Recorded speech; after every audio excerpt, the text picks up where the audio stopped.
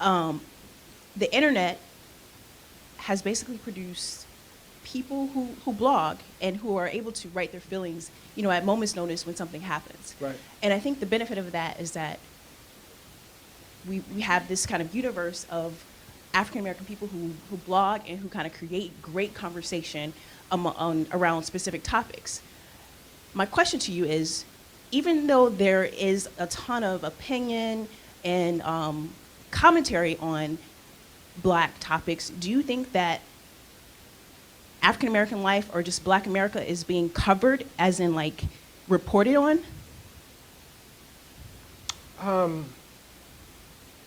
Probably not. Probably not. I mean, I think it's one thing to have an opinion. I think it's another thing to go and read and research and report and talk to people. I think one is harder than the other. And let me even push that further. The problem is not opinion. That's actually not the problem. The problem is informed opinion. Anybody can have an opinion. Everyone can't have an informed, sharp opinion. Are we getting more of that? Probably, yes. Are we getting enough of that? Probably not. Probably not. I think, learning things and listening to people is difficult. I think opening yourself to other things that, people say is really, really difficult. No writer should, no writer should be robbed of this experience, and that is, you think the world is one way, and you have pitched a story that you're going to write that's one thing.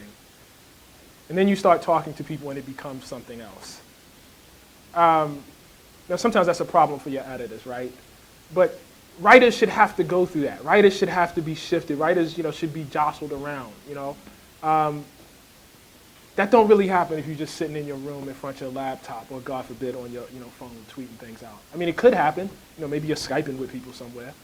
Maybe you're reading a book on that phone. It could happen, but often it doesn't. But you know what? Having said that, I don't know that there's more or less of that today. I'm skeptical of the idea that gatekeepers ever meant that we were having more informed commentary.